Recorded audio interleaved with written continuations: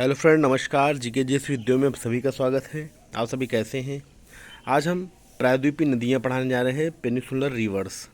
प्रायद्वीपीय नदियां मतलब वे नदियां जो दक्षिण भारत में बहती हैं, यानी पठारी क्षेत्र में बहती हैं। ठीक है, प्रायद्वीपीय क्षेत्र में बहती हैं। इनके बारे में पढ़ेंगे तो सबसे इम्पोर्टेंट चीज़ ये है कि ये है क्या, प्रायद्वीपीय अपवाह तंत्र क्या है, यानी प्रायद्वीपीय नदी सिस्टम है क्या। भारतीय प्रायद्वीप पठार से निकलने वाली नदियों के जाल को प्रायद्वीपीय अपवाह तंत्र कहते हैं। ठीक बेटा, जो भारतीय प्रायद्वीप पठार पेनिसुलर प्लेटू है, उससे निकलने वाली नदियों के जाल को हम प्रायद्वीपीय अपवाह तंत्र कहते हैं। ये नदी तंत्र पठारी क्षेत्र में स्थित होते हैं और छोटे छोटे अपवाह तंत्रों में विभाजित हो जाते हैं। छोटे छोटे अपवाह तंत्रों में विभाजित हो जाते हैं, जिसमें स्वर्ण रेखा नदी तंत्र, महानदी अपवाह तंत्र, गोदावरी नदी तंत्र, कृष्णा नदी तंत्र, कावेरी नदी तंत्र प्रमुख हैं, जो पूर्व की ओर प्रवाहित होते हुए बंगाल खाड़ी में गिरती हैं। राइट, स्वर्ण रेखा, महानदी, गोदावरी, कृष्णा और कावेरी नदी तंत्र जो पूर्व की ओर प्रवाहित होती हैं और बंगाल खाड़ी में गिरती हैं। जबकि माही नदी, साबरमती नदी तंत्र, नर्मदा नदी तंत्र, ताप्ती नदी तंत्र अपना जल पश्चिम की ओर प्रवाहित करते हुए अरब सागर में मिल जाती हैं। ठीक, ये प्रमुख रिवर सिस्टम है जो प्रायद्वीप पठार की हैं। ठीक, उसके अलावा इनकी अन्य सहायक नदियां भी हैं, उनका रोल एक अलग है, बट ये प्रमुख सहायक नदियां हैं। ठीक, इसमें कहा गया, इसमें अधिकांश नदी तंत्र जो है उद्गम पश्चिमी घाट से है। ज़्यादातर नदियों का उद्गम पश्चिमी घाट से है। पश्चिमी घाट ही प्रायद्वीप अपवाह तंत्र के लिए प्रमुख जल विभाजक का काम करती है। जो हमारा पश्चिमी घाट यानी वेस्टर्न घाट है, वही प्रायद्वीप अपवाह तंत्र के लिए प्रमुख जल विभाजक का काम करती है, वाटर डिवाइडिंग का काम करती है। ठीक, इसके पूर्वी ढाल से निकलने वाली नदियाँ बंगाल खाड़ी में मिलती हैं, वहीं पश्चिमी ढाल में निकलने वाली नदियाँ अरब सागर में गिरती हैं। यानी पश्चिमी घाट से निकलेंगी तो अरब सागर में जाएंगी, बंगाल खाड़ी में जाएंगी, और पूर्वी घाट से निकलेंगी वो कहाँ जाएंगी, अरब सागर में जाएंगी। ठीक, अब बात करते हैं प्रायद्वीप नदी तंत्र की विशेषताएं क्या हैं। बहुत इंपॉर्टेंट पॉइंट है, क्या क्या विशेषताएं हैं भाई। अगर कहा जाए तो हिमालय नदियाँ जो तीनों नदी तंत्र थे और प्रायद्वीपीय नदी तंत्र, तो इन दोनों में देखा जाए तो प्रायद्वीपीय नदियों की कुछ खास विशेषताएं हैं। जैसे क्या क्या खास विशेषताएं हैं, तो उन पर हम चर्चा करते हैं। ठीक,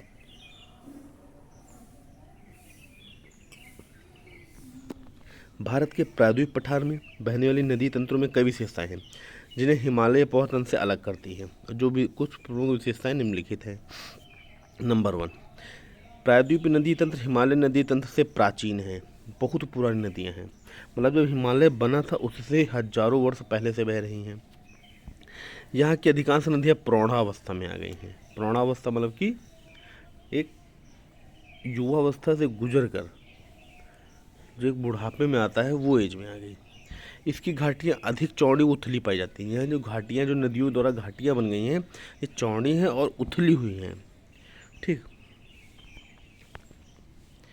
यहाँ से निकलने वाली नदियों की लंबाई हिमालयी नदियों के अपेक्षा छोटी होती है। प्रायद्वीपीय नदियाँ जो हैं वो बहुत लंबी नहीं होती हैं कुछ नदियों को छोड़ के। प्रायद्वीपीय नदियों के जल का स्रोत सिर्फ वर्षा है। जो हमारी प्रायद्वीपीय रिवर है, पेनिसुलर रिवर है, उनका जो वाटर सोर्स है वो सिर्फ और सिर्फ रेन है, बारिश है। और ये बरसाती नदियाँ होती हैं। बरसात के समय नदियाँ विकराल रूप धारण कर लेती है, और वही शीत ऋतु में, ठंडी में और ग्रीष्म ऋतु में सूख जाती हैं, उनमें पानी नहीं रहता है।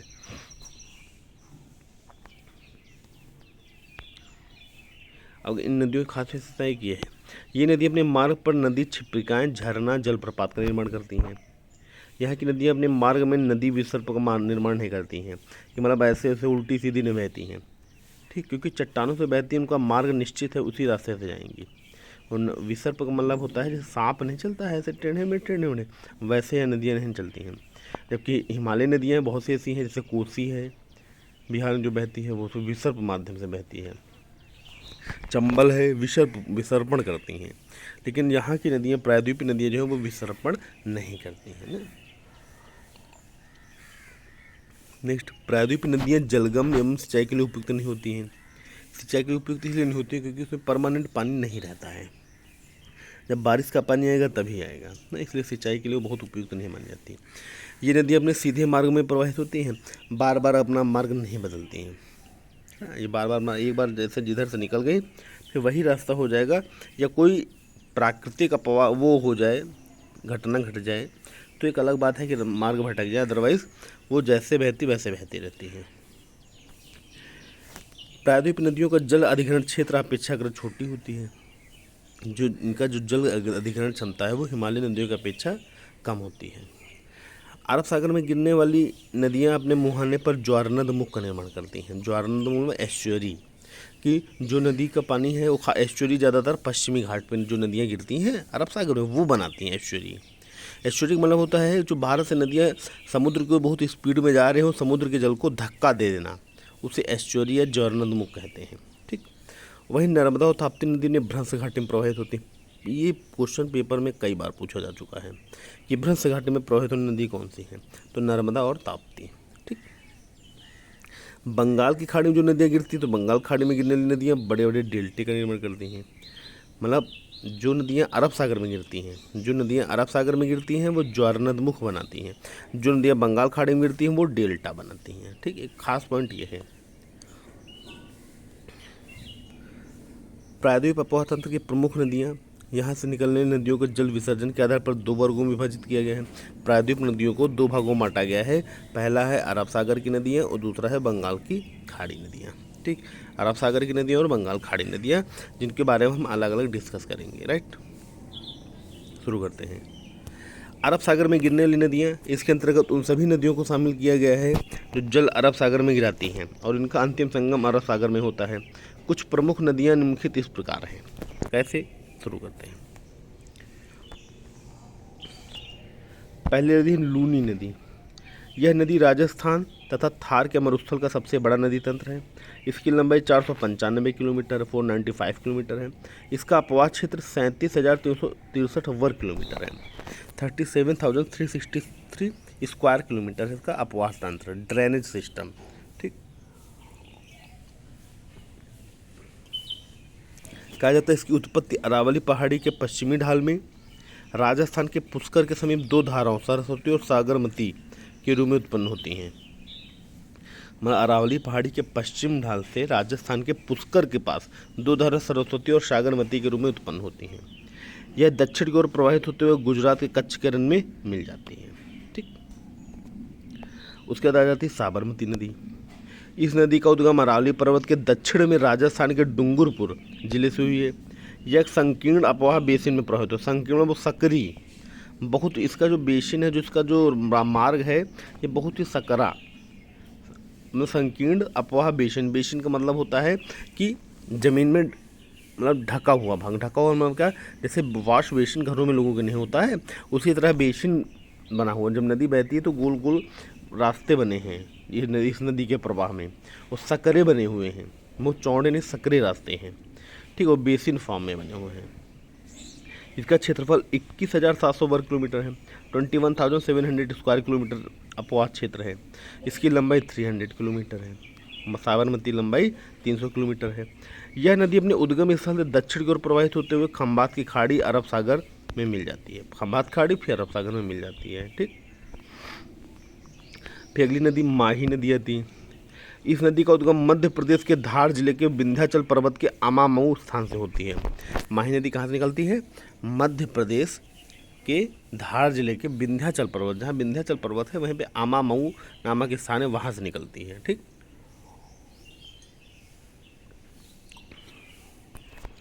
यह नदी अपने उद्गम स्थान से उत्तर की ओर प्रवाहित होते हुए दक्षिण राजस्थान के बांसवाड़ा जिले में प्रवेश करती है। लिखा है उत्तर की ओर प्रवाहित होती है, जब जहाँ से निकलती है विंध्याचल पर्वत से अपने उत्तर को प्रवाहित होते हुए दक्षिणी राजस्थान के बांसवाड़ा जिले में प्रवेश करती है। इसके राजस्थान के डूंगरपुर होते हुए गुजरात में पहुँच जाती है। अंत में खंबात की खाड़ी में अरब सागर में मिल जाती है। खंबात की खाड़ी बेटा मोस्ट इंपॉर्टेंट, इसमें कई नदियाँ गिरती हैं।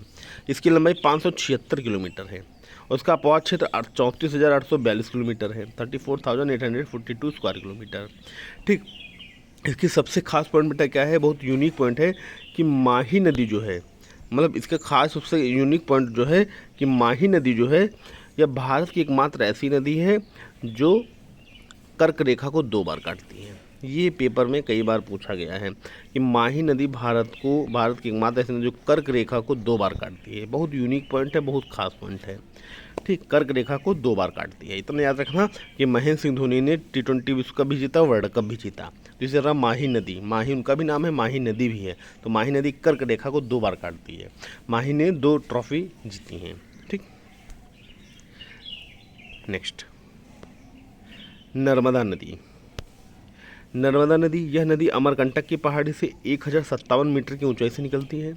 अमरकंटक पहाड़ी से निकलती, पेपर में से पूछ लिए जाते हैं नर्मदा नदी कहाँ से निकलती है, अमरकंटक पहाड़ी से। यह एक सकरी, गहरी और सीधी घाटी में पश्चिम की ओर 1312 किलोमीटर में बहती हुई भरूच के निकट अरब सागर में मिल जाती है। बहुत इंपॉर्टेंट पॉइंट है, यह नदी सकरी होती है, सकरी और गहरी और सीधी घाटी में, मतलब कि सीधी इधर उधर टेढ़ी मेढ़ा नहीं है। मतलब पहली बात तो रास्ता सकरी है इसकी, और गहरी है, कहीं भी गहरान है, और सीधी घाटी है, और वेस्ट की ओर पश्चिम की ओर बहती हुई 1312 किलोमीटर फ्लो होती है और अरब सागर में गिर जाती है। मतलब देखा जाए तो अरब सागर में गिरने वाली सबसे लंबी नदी कौन सी है, नर्मदा। अरब सागर में गिरने वाली सबसे लंबी नदी कौन सी है, नर्मदा। ठीक,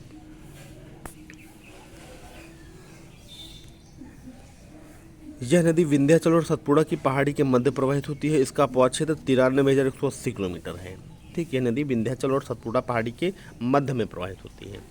यह नदी भ्रंश घाटी में संगमरमर के चट्टानों से गुजरती है और कई छोटे बड़े जलप्रपात और छिप्रिकाएं का निर्माण करती है।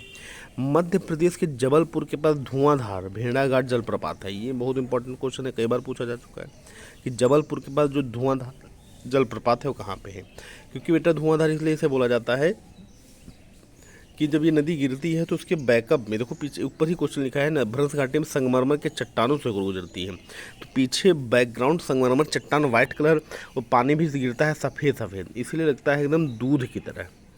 ठीक है, कि लगता है दूध गिर रहा है, तो इसलिए धुआंधार या भेड़ाघाट जलप्रपात से कहते हैं। ठीक, नेक्स्ट पॉइंट, सरदार सरोवर बांध व सरदार वल्लभ भाई पटेल की विशाल प्रतिमा का निर्माण इसी नदी पर किया गया है। ठीक, सरदार सरोवर बांध एवं सरदार वल्लभ भाई पटेल की विशाल प्रतिमा का निर्माण इसी नदी पर किया गया है। ठीक, नेक्स्ट है ताप्ती नदी, ये ताप्ती नदी से बोलते हैं। यह नदी मध्य प्रदेश के बैतूल जिले में महादेव पहाड़ी के दक्षिण में मुल्ताई नगर के पास 762 मीटर की ऊंचाई से गिरती है। इसकी लंबाई 724 किलोमीटर है। इसका अपवाद क्षेत्र 65,145 वर्ग किलोमीटर है। यह अरब सागर में गिरने वाली नर्मदा नदी के बाद दूसरी प्रमुख नदी है। मतलब कि अरब सागर में गिरने वाली नर्मदा नदी के बाद दूसरी बड़ी नदी भी माना जाएगा भाई। इसकी लंबाई 724 किलोमीटर है। अरब सागर में जितनी नदियाँ गिरती हैं उनकी लंबाई इतनी ज़्यादा नहीं है, सिर्फ इन्हीं 2 नदियों की लंबाई सबसे लंबी है जो अरब सागर में अपना जल गिराती हैं। ठीक, उसके अलावा ये नदी अपने उद्गम स्थल सतपुड़ा पहाड़ी के दक्षिण में इसके समानांतर पूर्व से पश्चिम की ओर प्रवाहित होते हुए गुजरात के सूरत शहर के निकट ज्वारनद मुख का निर्माण करती है और अरब सागर में मिल जाती है। ठीक, ज्वारनद मुख का निर्माण करती है और अरब सागर में मिल जाती है। इसका अपवाद क्षेत्र 79% महाराष्ट्र में है, 15% मध्य प्रदेश में है और शेष 6% जो है वो गुजरात में है। ये पेपर में कई बार पूछा गया कि नदी का कितना प्रतिशत कहाँ, तो सबसे ज़्यादा कहाँ पे है, महाराष्ट्र, फिर मध्य प्रदेश, फिर गुजरात। ठीक, फिर बेटा आ जाता है आपकी शरावती नदी। यह नदी का उद्गम स्थल कर्नाटका के शिमोगा जिले से है, अम्बू तीर्थ नामक स्थान से हुआ है। यह अपने उद्गम स्थान से 128 किलोमीटर दूरी तय करती है और अरब सागर में मिल जाती है। इसका अपवाद क्षेत्र 2029 वर्ग किलोमीटर है। वो लंबी नदी नहीं है, 128 किलोमीटर मात्र है। यह नदी पूर्ण रूप से कर्नाटक में ही प्रवाहित होती है। क्वेश्चन आ जाएगा कि अरब सागर में गिरने वाली वह कौन सी नदी जो एक ही प्रदेश में बहती है, तो कर्नाटक, जिसका अधिकांश हिस्सा पश्चिमी घाट में है। कर्नाटक का जो पश्चिमी हिस्सा है, नहीं पश्चिमी घाट वाला हिस्सा, बस उसी में ये नदी बहती है। भारत का सबसे ऊंचा जलप्रपात जोग या गरसोप्पा जलप्रपात इसी नदी पर है, जिसकी ऊंचाई 253 मीटर है। इसी जलप्रपात पर शरावती जल विद्युत परियोजना का भी निर्माण किया गया है। ठीक है, वैसे अब कुंचिकल जलप्रपात माना जाता है, लेकिन परीक्षाओं में जोग जलप्रपात को भी अभी तक वैल्यू थी, लेकिन अब कुंचिकल जलप्रपात सबसे बड़ा जलप्रपात है। ठीक, वो वाराही नदी पर है। नेक्स्ट, भरतपुजा नदी। भरतपुजा नदी केरल राज्य की सबसे बड़ी नदी है। क्वेश्चन है केरल राज्य की सबसे बड़ी नदी कौन सी, भरतपुजा। इसकी उत्पत्ति अन्नामलाई की पहाड़ी से हुई है। इसकी कुल लंबाई 250 किलोमीटर है, जिसे में 209 किलोमीटर केरल में बहती है और 4 किलोमीटर तमिलनाडु में बहती है। ठीक, 4 किलोमीटर तमिलनाडु, 209 किलोमीटर केरल में। इसका अपवाह क्षेत्र 5397 किलोमीटर है, 5397 किलोमीटर है। ठीक, नेक्स्ट है पेरियार नदी। पेरियार नदी केरल की दूसरी सबसे बड़ी नदी है। यह पश्चिमी घाट से निकलकर तमिलनाडु तथा केरल में पश्चिमी दिशा में बहते हुए अरब सागर में मिल जाती है। इसकी लंबाई 244 किलोमीटर है। इसका अपवाह क्षेत्र 5243 वर्ग किलोमीटर है।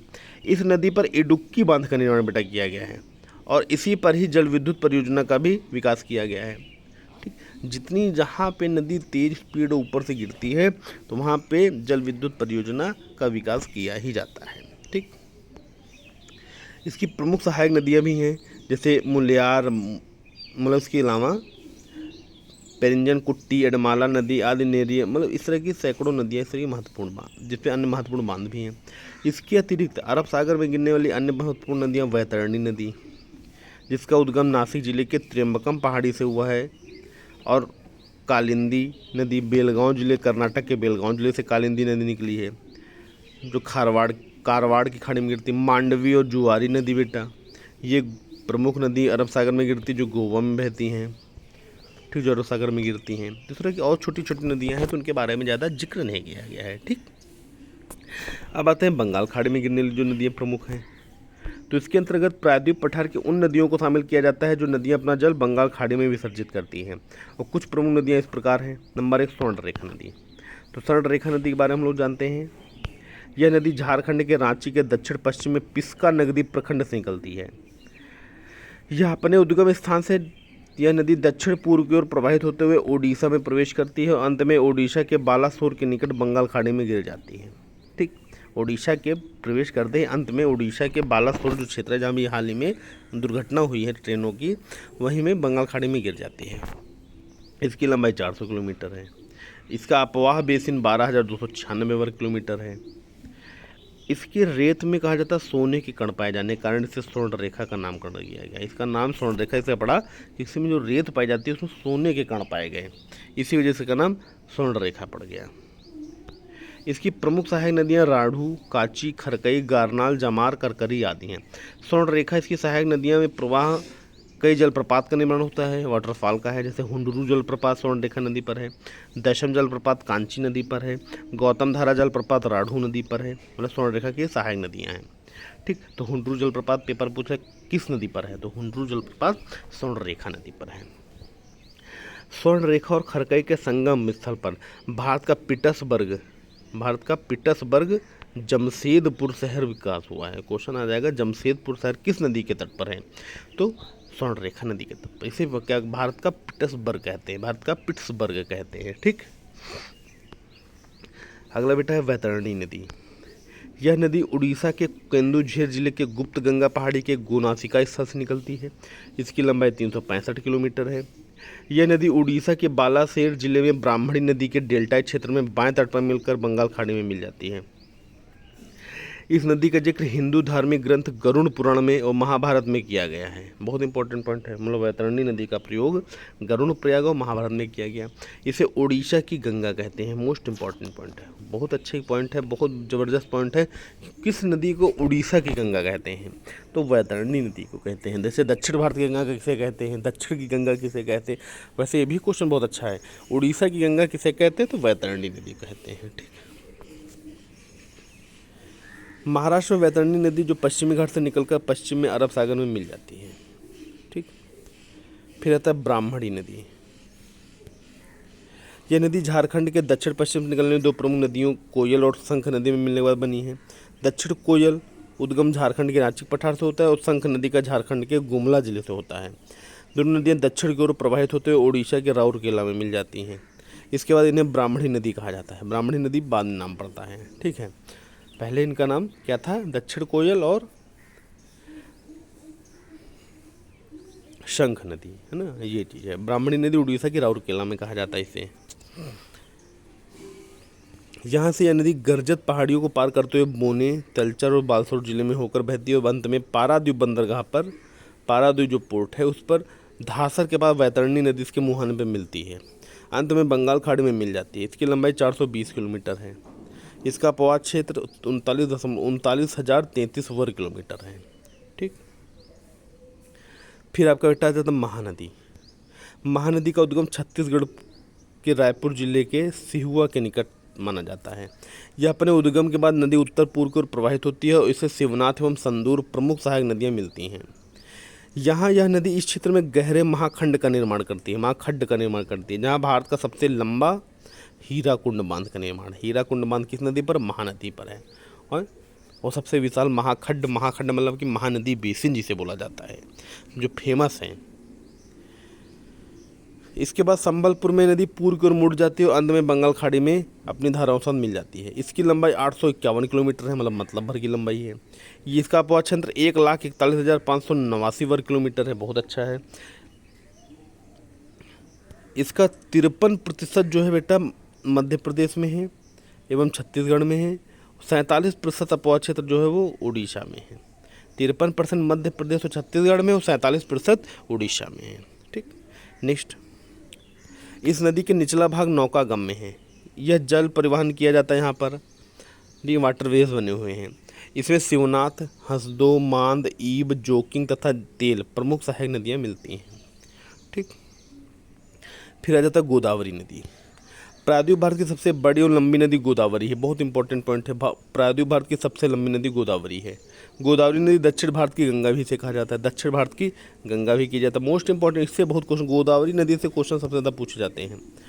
यह पश्चिमी घाट के पूर्वी ढाल से निकलती है और दक्षिण पूर्व महाराष्ट्र, बस्तर का पठार, तेलंगाना, आंध्र प्रदेश में प्रवाहित होते हुए अंत में कोलेरू झील के उत्तर में बंगाल खाड़ी में मिल जाती है। कहाँ मिल जाती है? कोलेरू झील के उत्तर में। ठीक, बंगाल खाड़ी में मिल जाती है। इसकी लंबाई 1465 किलोमीटर है। अपवाद क्षेत्र 3,12,812 किलोमीटर है। इस नदी की बात की जाए तो 49% अपवाद क्षेत्र महाराष्ट्र में, 20% मध्य प्रदेश में, छत्तीसगढ़ में, 31% जो है तेलंगाना व आंध्र प्रदेश में है। यह गंगा के नाम से भी जानी जाती है। ठीक, ये देखो बेटा, 49% महाराष्ट्र, 20% मध्य प्रदेश छत्तीसगढ़, 31% तेलंगाना व आंध्र प्रदेश में है। ठीक, नेक्स्ट,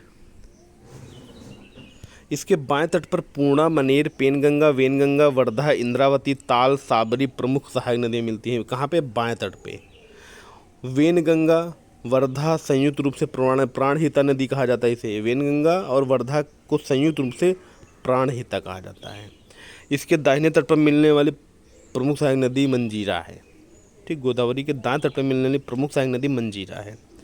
आंध्र प्रदेश के राजमुंदरी के बाद यह नदी कई धाराओं में बटकर बंगाल खाड़ी में गिरती है और बृहत डेल्टे का निर्माण करती है। यह नदी डेल्टाई प्रदेश में नवगम में है। ठीक, अगला है कृष्णा नदी। प्रायद्वीप भारत की दूसरी सबसे लंबी नदी है कृष्णा। इसकी उत्पत्ति महाराष्ट्र के महाबलेश्वर के सह्याद्री से झरने से होती है। महाराष्ट्र के महाबलेश्वरम से कृष्णा नदी का उद्गम होता है और यह नदी अपने उद्गम के मुहाने तक महाराष्ट्र, कर्नाटक, तेलंगाना, आंध्र प्रदेश में 1401 किलोमीटर दूरी तय करते हुए कोलेरू झील के दक्षिण में डेल्टे का निर्माण करती है और बंगाल खाड़ी में मिल जाती है। तो दक्षिण भारत की दूसरी सबसे लंबी नदी है कौन सी? कृष्णा, जो महाराष्ट्र, कर्नाटक, तेलंगाना और आंध्र प्रदेश में बहती है। इसका कुल अपवाद क्षेत्र 2,59,000 वर्ग किलोमीटर है, जिसमें 27% भाग इसका महाराष्ट्र में है, 44% भाग कर्नाटक में है, 29% भाग तेलंगाना और आंध्र प्रदेश में प्रवाहित होता है। 27% महाराष्ट्र, 44% कर्नाटक, 29% तेलंगाना और आंध्र प्रदेश में है। इसकी प्रमुख सहायक नदियों में कोयना, भीमा, तुंगभद्रा, घाटप्रभा, पंचगंगा, दूधगंगा, मालप्रभा, मूसी आदि प्रमुख सहायक नदियाँ कृष्णा की हैं। कृष्णा की ये प्रमुख सहायक नदियाँ हैं। ठीक, उसके बाद कावेरी नदी। यह नदी कर्नाटक के कोडागू जिले में चिरंगला गांव के निकट ब्रह्मगिरी पहाड़ी से निकलती है और 113-141 किलोमीटर की ऊंचाई से निकलती है। ऊंचाई से, लंबाई नहीं, ऊंचाई। यह अपने उद्गम स्थल से दक्षिण पूर्व दिशा की ओर कर्नाटक और तमिलनाडु में प्रवाहित होते हुए कावेरी पत्तनम के निकट बंगाल खाड़ी में मिल जाती है। इसकी कुल लंबाई 800 किलोमीटर है। क्षेत्रफल 67,900 वर्ग किलोमीटर है। इसमें से कर्नाटक में 41%, तमिलनाडु में 56% और केरल में 3% बहती है। कर्नाटक 41, तमिलनाडु 56, कर्नाटक में 41, तमिलनाडु में 56% और केरल में 3% बहती है। ठीक।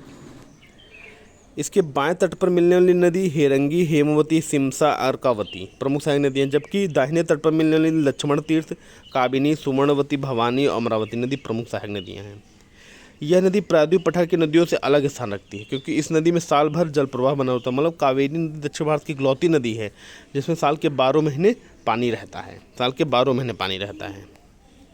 इसके पीछे कारण यह है कि इसके ऊपरी क्षेत्र में ग्रीष्म ऋतु में दक्षिण पश्चिम मानसून से वर्षा हो जाती है, जल प्राप्त होता है, वहीं निचले भाग में ऋतु में उत्तर पूर्व मानसून के द्वारा जल प्राप्त करती है। इससे सामान्य जल प्रवाह यहाँ पर बना रहता है। तो दक्षिण भारत की एकमात्र ऐसी कौन सी नदी जो साल के 12 महीने बहती है, वह है कावेरी। ठीक। उपरोक्त बंगाल खाड़ी में गिरने वाली नदियों के अतिरिक्त भी प्रायद्वीप नदियाँ हैं जो छोटी छोटी हैं, जो बंगाल खाड़ी में गिरती हैं। वामसाधारा, पेन्ना, पालार, वैगाई और प्रमुख। इसे क्या बोलते हैं? दक्षिण की गंगा। कावेरी को क्या बोला जाता है? इसे बोला जाता है दक्षिण की गंगा। वो दक्षिण भारत की गंगा, इसे दक्षिण की गंगा कहते हैं। ठीक। तो बेटा ये प्रायद्वीप भारत की नदियों के बारे में मैंने बताया। वीडियो जैसी भी लगी हो आप ज़रूर बताइएगा कमेंट सेक्शन में, और वीडियो को लाइक, कमेंट व शेयर ज़रूर करें, और हो सके जितना ज़्यादा शेयर करेंगे आपके फ्रेंड्स या आपके रिलेटिव जो भी लोग भी देखेंगे उनको भी इसकी जानकारी प्राप्त होगी। एग्ज़ाम की दृष्टि से ही हर चीज़ नहीं है, जानकारी की दृष्टि से भी हम लोगों को ज्ञान प्राप्त करना चाहिए। सबसे इम्पॉर्टेंट है ज्ञान की प्राप्ति। जब किसी चीज़ की आपको जानकारी होगी, ज्ञान होगा, तभी आप कोई परीक्षा या किसी चीज़ की जानकारी जब आपको होगी तो आप एक कॉन्फिडेंस लेवल ग्रो अप होगा। राइट। उसके अलावा SSC CGL का एग्ज़ाम आ ही रहा है GS बेस पे। ठीक। तो SSC CGL और साथ ही साथ यूपी पुलिस कांस्टेबल की भी पद 15 तारीख से आ रहा है कि 15 तारीख को फॉर्म भरे जाएंगे। तो यूपी पुलिस की तैयारी एकदम ज़ोरदार करिए, खूब मेहनत करिए, जिससे आपके रिजल्ट्स पे अच्छा इफेक्ट पड़े। और वीडियो जितनी भी है सारी वीडियो बहुत ही खास इंपॉर्टेंट है। अभी मैंने पिछली स्टैटिक GK की वीडियो डाली थी जो SSC CGL बेस पे थी, बहुत अच्छी वीडियो थी। ठीक। तो आप लोग उसको ध्यान से देखेंगे तो उसमें क्वेश्चंस आपको बहुत अच्छे मिल जाएंगे। राइट। तो जैसे भी वीडियो लोगों लाइक, कमेंट और शेयर जरूर करें तथा हमारे चैनल GK GS वीडियो को सब्सक्राइब करें। ओके फ्रेंड्स, थैंक यू, धन्यवाद, नमस्कार।